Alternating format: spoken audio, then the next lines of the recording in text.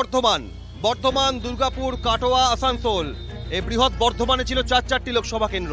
তারপর সীমানা পুনর্বিন্যাস, ডিলিমিটেশন, এবং সেখান থেকেই 2009 থেকে তৈরি হলো নতুন লোকসভা কেন্দ্র পূর্ব বর্ধমান। মেমারি, কাটোয়া, রায়না, পূর্বস্থলী উত্তর, পূর্বস্থলী দক্ষিণ, জামুরিয়া, জামালপুর, এই 7টা বিধানসভা নিয়ে বর্ধমান পূর্ব লোকসভা কেন্দ্র। 2009 প্রথমবার যায় বামেদের দখলে, কিন্তু 2014 বা 19 পরপর দুবার রাজ্যের বর্তমান শাসক দল তৃণমূল কংগ্রেস দখল করে। কিন্তু এই পূর্ব বর্ধমানের ভোটের ক্ষেত্রে শতাংশ সমীকরণ বদলেছে বারংবার।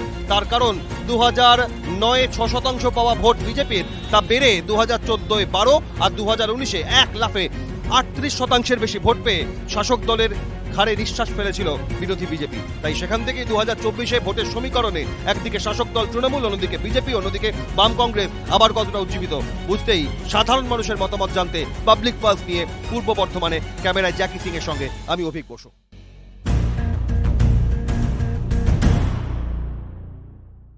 পূর্ব বর্ধমান লোকসভা কেন্দ্রে ভোটার হিসেবে ভোট কি বলবেন, কি আশা? না, আমি যেটা বলবো যে এই যে গরমের মধ্যে হঠাৎ করে বৃষ্টি এবং চারিদিকটা ঠান্ডা, উত্তাপ কম, পরিবেশ অনেকটা শান্ত, ভোটের সময়ও যেন এইরকম পরিস্থিতি থাকে, যেন শান্তি শৃঙ্খলা বজায় থাকে, মানুষ যেন ভালোভাবে ভোট দিতে পারে, যেন পরিস্থিতি যেন অনেকটা স্বাভাবিক থাকে, বৃষ্টির ঠান্ডার মতো। ইলেকশন তো হবে, প্রতিবারের মতো এবারও হবে। সেখানে এফিসিয়েন্সি তো থাকবেই, তবে লড়াই হবে, মানে কন্টেস্টেড লড়াই হবে, এটা আশা করতে পারি আমরা। আগে একটা সময় বামেদের সঙ্গে তৃণমূলের লড়াই হতো, সেই লড়াইয়ের অভিমুখ কি এখন বদলেছে পূর্ব বর্ধমানে? আমার তো মনে হয় না, তবে হতেও পারে। বামরাই এখানে প্রিন্সিপাল ছিলেন, তো তা এখন তো বামরা সর্বতভাবে প্রিন্সিপাল নয়, তার সঙ্গে বিজেপিও আছে, বিজেপি এখানে কম্পিটিটিভ। মনে তো হচ্ছে যে তখনও বৃষ্টি হবে, এরকমই হবে আর ভোটের বৃষ্টি। হ্যাঁ, এরকমই বৃষ্টি হবে মনে হচ্ছে। ভোটের আগে ঠিক কি বলবে এলাকার প্রবীণ নাগরিক হিসেবে? এসে চালিয়ে খাই, বা আমার ধানের গোলা বা নষ্ট হয়ে গেছে, আরও অনেক কিছু প্রবলেম আছে, এই জন্য মাথায় ভিজে গাড়ি চালাচ্ছি। এখানকার ভোট বর্ধমান পূর্বে কি বলবে তুমি ভোটার হিসেবে? তাপ্পি যেন মারা না হয়, ভালোভাবে কাজটার জন্য। ভোটার হিসেবে কি আশা রাখবে? দিকে দিকে যা তোলাবাজি চলছে কিছু কিছু জায়গায়, আমরা চাইছি যেন তোলাবাজিটা না হয়, সুষ্ঠুভাবে যেন ভালো করে সব শান্তিপূর্ণভাবে চলে হয়, আমরা এটাই আশা করব। তুমি সাফ সাফাইয়ের কাজ কোথায় করো? দোকানে। তুমি তো নতুন ভোটার, এই আরো একটা ভোট আসছে বর্ধমান পূর্বে, ভোটের আগে কি বলবে নতুন ভোটার? কি বলবো দাদা, সাফ সাফাই চাই। তাদের সাফাই চাই, খারাপদের আর ভালোদের চাই। আগে ভোটার হিসেবে কি প্রত্যাশা রাখবেন? দেখতেই পাচ্ছেন বৃষ্টি হচ্ছে, রাস্তাঘাটের কি অবস্থা, জল জমে গেছে। তো ভবিষ্যতে প্রতিশ্রুতিতে যেন কোনো জল না থাকে, সেইটুকুই আমাদের চাওয়ার, আর কিছু না। নতুন প্রজন্ম কি আশা রাখে কর্মসংস্থান উন্নয়নের ক্ষেত্রে?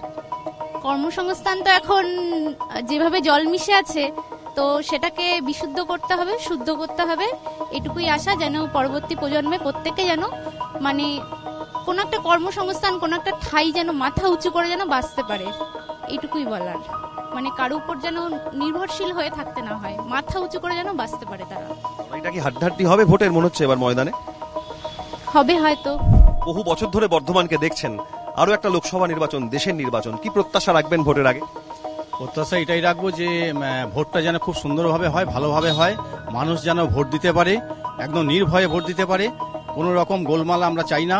সাধারণ মানুষ চায় শান্তিপূর্ণ নির্বাচন, এবং শান্তিপূর্ণভাবে ভোট হবে, এবং মানুষ শান্তিপূর্ণভাবে ভোট দিয়ে যাকে ইচ্ছা নির্বাচিত করবে, এবং ভোটের পরেও শান্তি বজায় থাকবে, এটাই আমরা আশা করব। মানে এই বাংলায় অধিকাংশ মানুষের শান্তিপূর্ণ হওয়ার কথা বলেন কেন? কারণ ভোট আর ভয়, এটা কি সমার্থক হয়ে গিয়েছে অনেকটা? বর্তমান যা পরিস্থিতি বা বিগত যে নির্বাচনগুলো হয়েছে, তাতে ভোট আর ভয় সমার্থক হয়ে গেছে, কিন্তু আমরা সাধারণ মানুষ এটা চাই না। আমরা চাই যে ভয়মুক্ত নির্বাচন। আর লড়াইটা কি মনে হচ্ছে যে একমুখী না বিভিন্নমুখী এবং হাড্ডাহাড্ডি হবে বলে মনে হয়? এবারে মনে হচ্ছে লড়াই বহুমুখী হবে এবং হাড্ডাহাড্ডি হবে, এবার একমুখী হবে বলে মনে হচ্ছে না। কি প্রত্যাশা রেখে ভোটটা দিতে যাবেন? নির্বাচন মানেই প্রত্যেক মানুষ প্রত্যাশা করে যে নতুন কিছু আসবে এবং তার জন্য আমরা এটাই ভাববো যে আমাদের জীবনের যে রঙগুলো সেগুলো যেন আমরা প্রত্যেকে অনেক রঙে মিলে মিশে একসঙ্গে হয়ে যেন আমরা নিজেদের জীবনটাকে নতুন করে গড়ে তুলতে পারি। এখন তো অনেক রং একসঙ্গে প্রচারে বেরিয়েছে আলাদা আলাদা ভাবে, এই রঙের মধ্যে থেকে কোন রং মানুষের মনে জায়গা করবে সেক্ষেত্রে কোনো আভাস ইঙ্গিত পাচ্ছেন? দেখুন, রং সম্পর্কে যদি বলতে হয় তাহলে আমি বলবো যে আমি প্রত্যেকটি রঙকেই খুব শ্রদ্ধা করি এবং কোন রং আলটিমেটলি আসবে সেটা মানুষের উপর ছেড়ে দেওয়াটাই ভালো। ভোটের লড়াইয়ে স্বচ্ছতার দাবি জানাচ্ছে। অবশ্যই স্বচ্ছতা সর্বদাই আমাদের কাছে অত্যন্ত বেশি কম। আইনজীবীদের কাছে জানবো, পাশাপাশি ভোটারও বর্ধমানের একটা লোকসভা নির্বাচন, তার আগে কি প্রত্যাশা রেখে এবার ভোটটা দেবেন? প্রত্যাশা এটাই যে আমাদের হচ্ছে চাষবাসী সব ফসলেরই সব জায়গা, তো যারা ভালো ভালো উন্নয়ন করবেন, কাজ করবেন, তারাই ফসলটা পাবেন, ভোটের ফসল যেটা সেটা তারাই পাবেন। সেক্ষেত্রে দাঁড়িয়ে এই ভোট আসলে বিভিন্ন ক্ষেত্রে যেমন ভয়, শান্তিতে ভোট হোক, এই কথাগুলো মানুষ বলে থাকেন। পূর্ব বর্ধমানের যে একটা ঐতিহ্য আছে সেখানে দাঁড়িয়ে আজকে কোথাও যেন এইটা একটা অনিশ্চয়তা তৈরি হয়েছে যে শান্তিতে হবে কি হবে না, একটা ডাউট, একটা সংশয়। যেখানে আমি দেখতে পাচ্ছি যে এখন পর্যন্ত তো সেরকম কিছু দেখতে পাইনি, আর আশা করব যে এরকমই যে শান্তি শৃঙ্খলা যেভাবে চলছে এখনকার, যেন ভোটটাও যেন শান্তি শৃঙ্খলা বজায় রেখেই হোক। মানে বসন্তে বৃষ্টিতে যে শীতল পরিবেশ, এই শীতলতা ভোটেও বজায় থাক। একদম সেম, একদম একদম মানে যেভাবে শান্তি শৃঙ্খলা যেভাবে বুঝি, যেন ওয়েদারটাও সেরকম আমাদের সাপোর্ট করছে, সেরকমই চাইবো যেন ভোটের দিনও সেরকম কিছু কোনো রকম গণ্ডগোল না হয়ে যেন শান্তি শৃঙ্খলা বজায় রেখে যেন ভোটটা হোক। লড়াইটা কি হাড্ডাহাড্ডি হবে বর্ধমানে? হবে মনে হচ্ছে। 2024 লোকসভা নির্বাচনের লড়াইটা কাঁটায় কাঁটায়, প্রত্যেকটা পদক্ষেপ পা ফেলে ফেলছে বিরোধী থেকে শাসক শিবির। তার কারণ পূর্ব বর্ধমান লোকসভা কেন্দ্রে 2009, 2014 বা একই সঙ্গে 2024 যেভাবে এই লড়াইয়ে ভোটের সমীকরণ এবং শতাংশের বদলেছে হার, তাতে 2024 লড়াই হবে হাড্ডাহাড্ডি, টক্কর হবে শেয়ানে শেয়ানে, এমনটাই বলছেন পূর্ব বর্ধমানের ভোটাররা। পাবলিক পাস দিয়ে পূর্ব বর্ধমান থেকে ক্যামেরায় জ্যাকি সিংয়ের সঙ্গে অভিক বসু, ক্যালকাটা নিউজ।